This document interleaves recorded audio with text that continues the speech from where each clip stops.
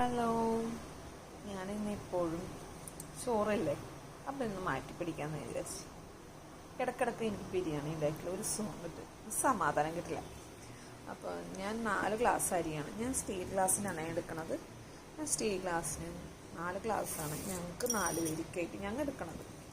പിന്നെ ഞാൻ എന്ത് ചെയ്യും, അലിബാബ അരി ആയതുകൊണ്ട് ഒട്ടിപ്പിടിക്കും.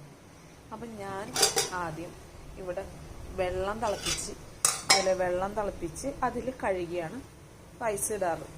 എന്നിട്ട് 2 മിനിറ്റ് കഴിയുമ്പോൾ വെന്ത് കിട്ടും, അല്ലെങ്കിൽ വെന്ത് ഉടഞ്ഞു പോകും.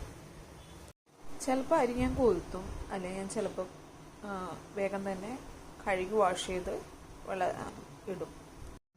ഞാൻ ബിരിയാണി വെക്കുമ്പോൾ ഇത്രയും ഇൻഗ്രീഡിയൻസ്: വലിയ ജീരകം, ഒരു പട്ട, ഗ്രാമ്പു, കുരുമുളക്, കറിയാമ്പ്, പൂവ്, സ്റ്റാർ എന്നൊക്കെയാണ് പറയണത്, എനിക്കറിയാൻ പാടില്ല. ഇതിനെ എന്താണെന്ന് അറിയില്ല. അതൊക്കെ കൂടി ഞാൻ ഇട്ടിട്ടാണ് ഞാൻ ഇടുന്നത്. പിന്നെ ഈ വെള്ളത്തിലോട്ട് 2 സ്പൂണ് ഉപ്പ് ഇടും. ആവശ്യത്തിനുള്ള ഉപ്പിടുക. നമ്മൾ വെള്ളത്തിനൊന്ന് നോക്കാം, ഉപ്പുണ്ടോയെന്ന് ഒന്ന് ഇളക്കി, ജസ്റ്റ് ഒന്ന് ഇളക്കി ഉപ്പുണ്ടാകുന്ന നോക്കി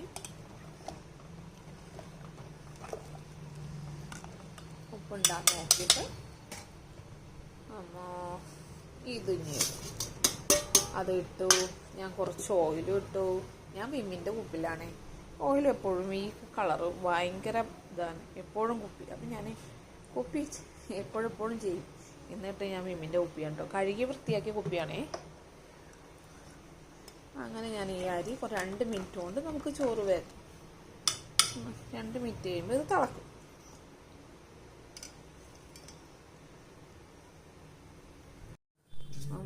ഞാൻ അരി എടുത്ത് ഇങ്ങനെ നോക്കിയപ്പോൾ നല്ലോണം തിളച്ചിട്ടുണ്ട്. പിന്നെ അരി നമ്മളിങ്ങനെ എടുത്ത് നോക്കിയിട്ട് അരി എടുത്ത് നോക്കിയപ്പോൾ അത്യാവശ്യം വെന്തിട്ടുണ്ട്.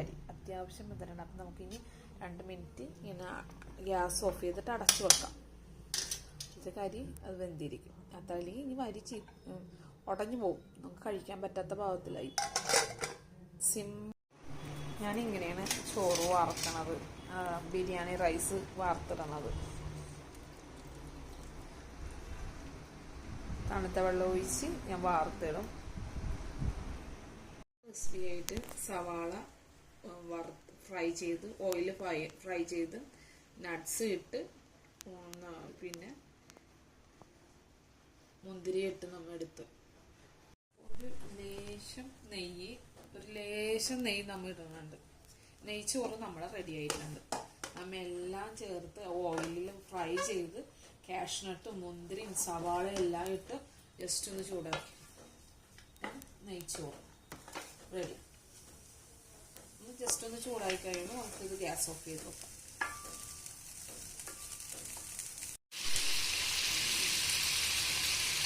ചോറ് ബീഫും സാലഡും റെഡി ആയിട്ടോ.